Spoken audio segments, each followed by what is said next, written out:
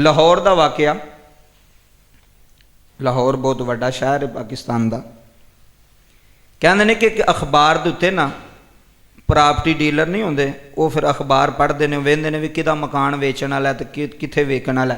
अखबार के उत्ते ना उन्हें ऐड दी माई बाबे ने कि असां मकान फरोख्त करना है, तो जिन्हें मकान चाहिए हो साढ़े नाल की करे, राबता करे। ऐ सुनियो गल। वो जिवें प्रॉपर्टी डीलर होंगे तुहानूं पता, वो फिर अपने अपने काम का हिसाब होंदा। उन्हें अखबार ते पढ़िया, नंबर शंबर लिया, उन्हें नाल एक पार्टी लई तो उन्होंने घर टुर गया। ये भी बहुत वड्डी गल है और बहुत बरीक गल जे ऐ जी तुहानूं सुणान लगा। उन्हें नाल पार्टी लई उन्होंने घर टुर गया। जो घर बैठा तो उन्हें कहा जी तुसीं ऐड दी है अखबार ते असीं मकान वेचण? जी दित्ती है। माई बाबा कल्ले घर। बाबे ने उन्होंने जनाब बैठक च बिठाया तो माई नूं कहण लगा भी चाह पानी का बंदोबस्त कर। बंदे आए ना। थोड़ी देर बाद ना प्रॉपर्टी डीलर कहता कि वह माई ना वाह वड्डा ट्रे चाह का, विच बिस्किट भी, विच मठियाई भी, विच सारा जिन्ने जो है सन ना, उन्हें सारा कुछ चुकिया तो साढ़े अगे लिया के रख दिता। तो मैं कहता मैं माई भी बह गई तो बाबा भी बह गया साढ़े कोल। तो मैं बाबे नूं कहण लगा बाबा जी कोई दसो की रेट है तुहाडे मकान का? वह कह लगे पुत्र पहला चाह तो पीओ।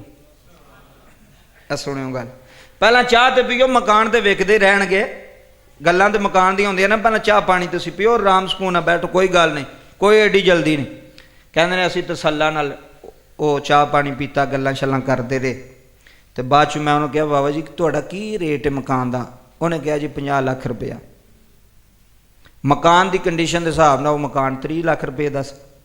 उन्हें कहा जी बाबा जी तुसीं ते रेट ही बहुत ज़्यादा दस दिता है, इन्ना तो रेट किसे भरना नहीं, तो तुसीं चाहे भी सानूं पिलाई है, साढ़े ते एहसान करके तो हुण रेट तुसीं इन्ना दा छड़िया। उन्हें कहा पुत्तर रेट तो है ही है, अगू तू हिसाब ला लो अपना। वो कहंदा मैं उत्थों निकल आया। थोड़ी देर तो बाद कई दिन गुजर गए, फिर वही ऐड अखबार ते आई, उत्थे ही वही लोकेशन सारी। कहंदे ने मैं होर पार्टी लैके टुर गया। मैं हो सकता है कोई गल बन जाए, कोई रेट थले आ जाए। वो मैं लैके गया तो वह फिर ही उत्थे बिठाया। उन्हें फिर आवाज़ दी अपनी बीवी नूं, माई नूं भी जा चाह लैके आ। उन्हें फिर उंजी बिस्किट ते मठियाइयां ते पता नहीं किहड़ी चीज़ नाल चाह दे लैके आ गई।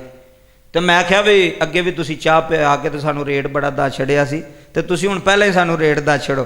कहण लगे पुत्तर रेट की कोई गल नहीं, चाह तो पीओ। वो चाह शाह पियाई, गल्लां शल्लां करदे रहे, वाह देर बैठे रहे। बाद चों रेट पूछा तो रेट होई।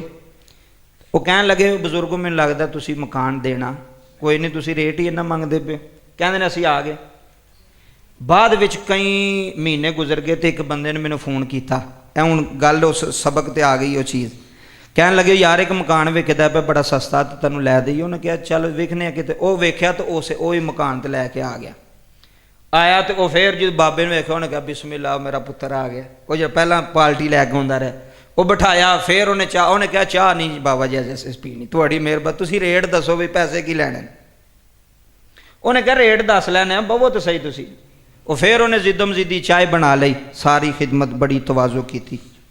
कहन लगे यार असीं दो भी बंदे सोचन लग पे भी मकान वेचण दे मूड विच माई बाबा कोई नहीं, तो विचली गल इन्हां को लईए भी इंज करदे क्यों ने? ऐ हुण गल निकलन लगी जी। मकान देना देना को नहीं, जे देना होए तो फिर इन्ने पैसे लाण ही ना, जिन्ने बनते हैं उन्हें कोई 2-3 लाख वध ला लैण। मकान नहीं इन्हें देना, ये विच कोई गल हो रही। वो दो भी जोड़े डीलर सन वो आके बह गए। उन्हें कहा बाबा जी गल सुनो, सानू ये तो पता लग गया भी तुसां मकान मकून वेचना कोई नहीं, तो तुसीं ये ऐड क्यों देंदे हो, तो बंदे क्यों तुहाडे कोल आउंदे ने, तो क्यों बिठांदे हो, तो चाह पानी क्यों पुछदे हो? ऐ हुण सुनी गल। काश है गल साडे दिल ते बह जाए तो पता लग जाए भी जुमा पढ़न गए सां तो लैके की आए उत्थे। वो जो इन्नी गल की तो बाबा रो पिया, माई भी रो पई। उन्हें कहा पुत्र एडा वड्डा घर है, असी इस पूरे घर में ना 24 घंटे दो भी माई बाबे कल्ला होंने। साढ़े 3 पुत्र ने, ऐ सुनी हुण, साढ़े 3 पुत्र ने, तिन्ने बाहर होंदे ने, बुढ़ियां भी उन्हां दियां बाहर। पैसे सानू भेजते हैं महीने बाद जिन्हें भी आखिए, लेकिन आउंदे बहंदे गल करते। कहंदे ने पुत्र असी दो भी माई बाबा ना कल्ले बह बह के थक जाने, कोई साढ़े कोल आवे, कोई आके कोई गल ही करे। तो एडे वड्डे मकान च, सुनसान मकान च दो भी माई बाबे असी की करिए? ਫਿਰ ਅਸੀਂ ਸੋਚਿਆ ਚਲੋ ਇੰਝ ਕਰਨੇ ਆ, ਕੋਈ ਬੰਦਾ ਆਵੇਗਾ, ਤੁਸੀਂ ਥੋੜ੍ਹੀ ਦੇਰ ਆਉਂਦੇ ਹੋ, ਸਾਡੇ ਨਾਲ ਗੱਲਾਂ ਬਾਤਾਂ ਕਰਦੇ ਹੋ, ਸਾਡਾ ਜੀ ਹੋਰ ਹੋ ਜਾਂਦਾ, ਸਾਡਾ ਦਿਲ ਤਰੋ ਤਾਜ਼ਾ ਹੋ ਜਾਂਦਾ, ਤੁਹਾਡੇ ਨਾਲ ਗੱਲਾਂ ਕਰਨੇ ਆ। ਮਕਾਨ ਨਹੀਂ ਅਸੀਂ ਵੇਚਣਾ, ਅਸੀਂ ਚਾਹੁੰਦੇ ਹਾਂ ਕਿ ਬੰਦੇ ਕੋ ਸਾਡੇ ਕੋਲ ਆਉਂਦੇ ਰਹਿਣ, ਕੋਈ ਸਾਡੇ ਕੋਲ ਬਹਿਣ, ਕੋਈ ਗੱਲ ਸੁਣਨ, ਅਸੀਂ ਕੋ ਉਹਨਾਂ ਨਾਲ ਗੱਲ ਕਰੀਏ। ਹੁਣ ਦੋ ਮਾਈ ਬਾਬਿਆਂ ਨੇ ਘਰ ਵਿੱਚ ਕਿਹੜੀ ਗੱਲ ਕਰਨੀ, ਦੱਸੋ ਹਜ਼ਾਰ ਮੈਨੂੰ। ਔਲਾਦ ਜੰਮੀ ਇਸ ਵਾਸਤੇ ਜਾਂਦੀ ਵੀ ਬਾਅਦ 'ਚ ਅੱਬੇ ਦੇ ਕੋਲ ਬਹਿਣਾ ਵੀ ਨਸੀਬ ਨਾ ਹੋਵੇ। ਔਲਾਦ ਇਸ ਵਾਸਤੇ ਜੰਮੀ ਜਾਂਦੀ ਵੀ ਮਾਂ ਦੇ ਕੋਲ 10 ਮਿੰਟ ਤੂੰ ਬਹਿ ਵੀ ਨਹੀਂ ਸਕਦਾ, ਐਡਾ ਮਸਰੂਫ ਹੈ ਤੂੰ। ਫਰਮਾਇਆ ਔਲਾਦ ਵੀ ਹੈ ਵੇ, ਲੇਕਿਨ ਉਸ ਔਲਾਦ ਨੂੰ ਕਰਨਾ ਕੀ ਜੇ। ਫਰਮਾਇਆ ਸਾਨੂੰ ਪੈਸਿਆਂ ਦੀ ਥੋੜ ਨਹੀਂ, ਅਸੀਂ ਪੁੱਤਰਾਂ ਨੂੰ ਆਨੇ ਆ ਸਾਡੇ ਕੋਲ ਆਓ ਟਾਈਮ ਗੁਜ਼ਾਰੋ। ਉਹ ਕਹਿੰਦੇ ਨੇ ਸਾਡੇ ਕੋਲ ਅਸੀਂ ਮਸਰੂਫ ਹਾਂ, ਬਾਹਰ ਅਸੀਂ ਆਪਣਾ ਅੰਮਾ ਕੰਮ ਛੱਡ ਕੇ ਕਿਵੇਂ ਆਈਏ, ਕੋਈ ਕੰਮ ਕਰਨ ਵਾਲੀ ਰੱਖ ਲਓ, ਇੰਜ ਕਰ ਲਓ। ਕਹਿਣ ਲੱਗੇ ਸਾਡੀ ਇਹ ਖਾਸ਼ ਹੈ ਕਿ ਸਾਡੇ ਪੁੱਤਰ ਸਾਡੇ ਕੋਲ ਬਹਿਣ, ਸਾਡੀ ਔਲਾਦ ਸਾਡੇ ਕੋਲ ਬਵੇ। ਇਹ ਵੇਲੇ ਨੇ, ਇਹ ਅਨਮੋਲ ਤੋਹਫੇ ਨੇ ਟੁੱਟ ਜਾਣਾ ਇਹਨਾਂ ਨੇ। ਸਾਲ ਬਾਅਦ 2 ਸਾਲਾਂ ਬਾਅਦ ਜਾਉਂ, ਜਦੋਂ ਮਾਂ ਮਰ ਗਈ, ਪਿਓ ਮਰ ਗਿਆ, ਫਿਰ ਤੂੰ ਜਿੰਨਾ ਮਰਜ਼ੀ ਵੀ ਆਖੇਂਗਾ ਹੁਣ ਮੇਰੇ ਕੋਲ ਟਾਈਮ ਹੈ ਵੇ, ਫਿਰ ਤੇਰੇ ਟਾਈਮ ਦਾ ਨਹੀਂ ਫਾਇਦਾ। ਹੁਣ ਟਾਈਮ ਦੇ ਉਹਨਾਂ ਨੂੰ। ਹੁਣ ਉਹਨਾਂ ਦਾ ਦਿਲ ਕਰਦਾ, ਕਸਮ ਖੁਦਾ ਦੀ, ਬਾਪ ਦਾ ਦਿਲ ਕਰਦਾ ਮੇਰਾ ਪੁੱਤਰ ਮੇਰੇ ਨਾਲ ਗੱਲਾਂ ਕਰੇ।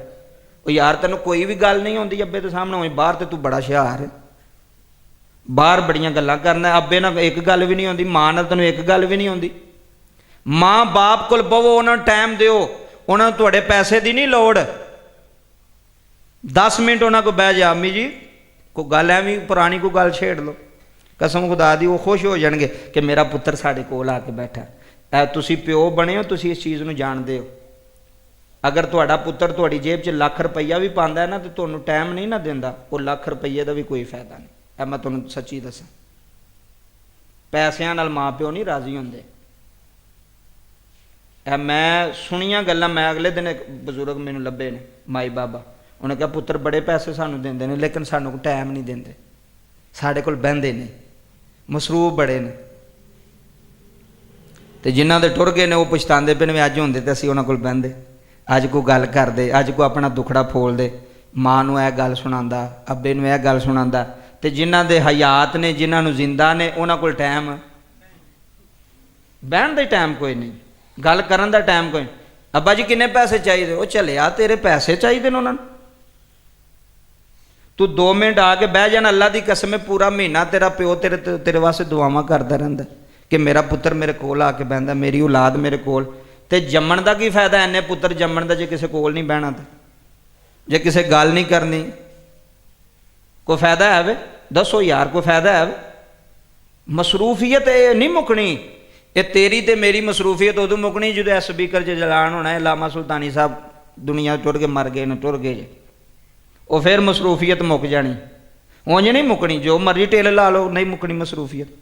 ਤੈਨੂੰ ਟਾਈਮ ਕੱਢਣਾ ਪੈਣਾ ਔਰ ਆਪਣੀ ਜ਼ਿੰਦਗੀ ਦਾ ਮਾਮੂਲ ਬਣਾ। ਵਾਲਦੈਨ ਨੂੰ ਟਾਈਮ ਦੇ, ਉਹਨਾਂ ਦੇ ਕੋਲ ਬਹਿ। ਰੋਜ਼ਾਨਾ 24 ਘੰਟਿਆਂ 'ਚ 5 ਮਿੰਟ ਵੀ ਕੋਈ ਨਹੀਂ ਤੇਰੇ ਕੋਲ ਮਾਂ ਵਾਸਤੇ। ਯਾਰਾਂ ਨਾਲ ਤਾਂ ਤੂੰ ਇੰਨੀ ਦੇਰ ਬੈਠਾ ਰਹਿਣਾ, 10 ਮਿੰਟ ਵੀ ਕੋਈ ਨਹੀਂ। ਫਿਰ ਐਸੀ ਜਦੋਂ ਵਾਲਦੈਨ ਦੇ ਕੋਲ ਬਹਿਣਾ ਤੇ ਫਿਰ ਵੀ ਕੋਈ ਗੱਲ ਨਹੀਂ ਹੋਣੀ, ਉੱਥੇ ਵੀ ਅੱਜ ਮੂੰਹ ਬਣਾ ਕੇ ਬੈਠਾ ਰਹਿਣਾ। ਕੋਈ ਇੰਜ ਦਾ ਆਪਣੀ ਜ਼ਿੰਦਗੀ ਦਾ ਮਾਮੂਲ ਬਣਾ। ਪੈਸੇ ਨਹੀਂ, ਉਹਨਾਂ ਨੂੰ ਤੇਰਾ ਵਕਤ ਚਾਹੀਦਾ, ਤੇਰਾ ਕੋਲ ਬਹਿਣਾ ਚਾਹੀਦਾ। ਉਹਨਾਂ ਨੂੰ ਬੜੀ ਤਸੱਲੀ ਹੁੰਦੀ ਹੈ, ਬੜੇ ਖੁਸ਼ ਹੁੰਦੇ ਨੇ। ਇਹ ਵਡੇਰਾ ਬਾਬੇ ਦੇ ਕੋਲ ਬੰਦਾ ਐਵੇਂ ਪੁੱਤਰ ਜਾ ਕੇ ਜੱਫਾ ਮਾਰ ਕੇ, ਭਾਈ ਸਾਹਿਬ ਕੀ ਹਾਲ ਹੈ, ਬਾਬਾ ਜੀ ਕੀ ਹਾਲ ਹੈ, ਅਬੂ ਜੀ ਕੀ ਹਾਲ ਹੈ, ਤੇ ਉਹ ਬੜਾ ਖੁਸ਼ ਹੁੰਦਾ। ਐਥਰੂ ਪੇ ਵਗਦੇ ਨੇ ਬੰਦਿਆਂ ਦੇ, ਕਸਮ ਖੁਦਾ ਦੀ ਇਹ ਗੱਲ ਹਕੀਕਤ ਜੇ। ਅਸੀਂ ਅੱਜ ਪਿਓ ਬਣੇ ਆ ਨਾ, ਤਾਂ ਇਹ ਤਾਂ ਸਾਡੇ ਛੋਟੇ ਨੇ, ਤੇ ਜੂੰ ਵੱਡੇ ਹੋਣੇ, ਤੇ ਜਦੋਂ ਉਹਨਾਂ ਸਾਨੂੰ ਟਾਈਮ ਨਹੀਂ ਨਾ ਦੇਣਾ, ਫਿਰ ਉਦੋਂ ਸਾਨੂੰ ਪਤਾ ਲੱਗਣਾ ਵੀ ਇਹ ਕੀ ਚੀਜ਼ ਸੀ, ਇਹ ਕੀ ਗੱਲ ਸੀ। ਉਹ ਤਰਸਦੇ ਨੇ ਵੀ ਸਾਡਾ ਪੁੱਤਰ, ਵੱਡਾ ਪੁੱਤਰ ਕੋਈ ਸਾਡੇ ਕੋਲ ਬਵੇ, ਕੋਈ ਛੋਟਾ ਪੁੱਤਰ ਬਵੇ, ਕੋਈ ਗੱਲ ਹੀ ਕਰੇ ਯਾਰ। ਰਾਹ ਜਾਂਦੇ ਅਸਲਾਮ ਵਾਲੇਕਮ ਅੱਬਾ ਜੀ, ਜਿਵੇਂ ਬਗਾਨਾ ਅੱਬਾ ਜੀ ਸਲਾਮ ਵਾਲੇਕਮ, ਅੱਲਾ ਇਹ ਤੁਹਾਡਾ ਪੁੱਤਰ ਜਾਂਦਾ ਪਏ ਬਦਬਖਤ। ਜ਼ਿੰਦਗੀ 'ਚ ਇਹ ਗੱਲ ਇੱਕ ਯਾਦ ਰੱਖੋ, ਟਾਈਮ ਦਿਓ ਯਾਰ, ਆਪਣੀ ਮਾਂ ਨੂੰ ਟਾਈਮ ਦਿਓ, ਆਪਣੇ ਬਾਪ ਨੂੰ ਟਾਈਮ ਦਿਓ। ਬਾਹਰ ਟਾਈਮ ਦਿੱਤਾ ਜਾਂਦਾ ਨਹੀਂ ਦਿੱਤਾ ਜਾਂਦਾ, ਖਸਮਾਂ ਨੂੰ ਖਾਣ ਯਾਰ, ਜੋ ਮਰਜ਼ੀ ਹੋ ਜਾਏ, ਕੁਛ ਵੀ ਹੋ ਜਾਏ, ਟਾਈਮ ਵਾਲਦਿਆਂ ਨੂੰ ਲਾਜ਼ਮੀ ਦਿਓ, ਉਹਨਾਂ ਦੇ ਕੋਲ ਬਵੋ, ਉਹ ਖੁਸ਼ ਹੋ ਜਾਣਗੇ। ਮੈਂ ਤੁਹਾਨੂੰ ਸੱਚੀ ਪਿਆ ਦੱਸਦਾ ਜੀ, ਵਗਰਨਾ ਹੋਰ ਜੁਮੇ ਵੀ ਪੜ੍ਹਦੇ ਰਹੇ, ਤਕਰੀਰਾਂ ਵੀ ਸੁਣਦੇ ਰਹੇ, ਕਰਦੇ ਵੀ ਰਹੇ, ਤੇ ਜੇ ਅਮਲ ਨਹੀਂ ਕਰਨਾ ਤਾਂ ਫਾਇਦਾ। ਨੀਅਤ ਕਰਦੇ ਹੋਏ ਕੰਮ ਕਰੋਗੇ। ਉਹ ਚਲੋ ਜਿਨ੍ਹਾਂ ਦੇ ਜ਼ਿੰਦਾ ਨੇ ਉਹਨਾਂ ਕੋਲ ਤੇ ਜੇ ਹੈ ਜੇ ਮੌਕਾ, ਜਿਨ੍ਹਾਂ ਦੇ ਟੁਰ ਗਏ ਨੇ ਉਹ ਤਾਂ ਮੌਕਾ ਗਵਾ ਬੈਠੇ ਨੇ, ਤੇ ਜਿਨ੍ਹਾਂ ਦੇ ਕੋਲ ਹੈ ਜੇ ਮੌਕਾ। ਇਹ ਮੌਕਾ ਨਾ ਗਵਾਓ। ਹੋ ਸਕਦਾ ਹੀ ਤੈਨੂੰ ਕੰਮ ਨਹੀਂ ਲੱਭਦਾ ਪਿਆ, ਅੱਬੇ ਦੇ ਕੋਲ ਬੈਠਾ ਉਹ ਤੇਰੇ, ਉਦੋਂ ਅੰਦਰੋਂ ਦੁਆ ਨਿਕਲੀ ਯਾਰ, ਕੈਸੀ ਦੁਆ ਨਿਕਲੀ। ਅੱਲਾ ਪਾਕ ਤੈਨੂੰ ਕਾਰੋਬਾਰ ਦੇ ਛੱਡੇ, ਅੱਲਾ ਤੈਨੂੰ ਕੰਮ ਦੇ ਛੱਡੇ, ਤੇ ਜਿਵੇਂ ਕਰੇਗਾ ਤੇਰੀ ਔਲਾਦ ਨੇ ਉਂਝ ਹੀ ਕਰਨਾ ਸਾਡੇ ਨਾਲ। ਜੇ ਅੱਜ ਅਸੀਂ ਟਾਈਮ ਨਹੀਂ ਨਾ ਦਿੰਦੇ ਪਏ ਤੇ ਸਾਡੀ ਆਪਣੀ ਔਲਾਦ ਤੇ ਵੀ ਕੋਈ ਨਾ ਤਵੱਕੋ ਰੱਖਿਓ। ਸਹੀ ਬਾਜ, ਕੋ ਤੇਰੇ ਕੋਲ ਬਵੇਗੀ ਜਾਂ ਤੇਰੇ ਨਾਲ ਕੋਈ ਗੱਲ ਕਰੇਗੀ, ਉਹਨੇ ਵੀ ਨਹੀਂ ਕਰਨਾ। ਇਸ ਵਾਸਤੇ ਅੱਲਾ ਦੀ ਪਾਕ ਬਾਰਗਾਹ ਦੇ ਅੰਦਰ ਦੁਆ ਗੋਵਾਂ, ਅੱਲਾ ਇਹਨਾਂ ਬਾਤਾਂ ਤੇ ਅਮਲ ਕਰਨੇ ਦੀ ਤੌਫੀਕ ਅਤਾ ਫਰਮਾਏ।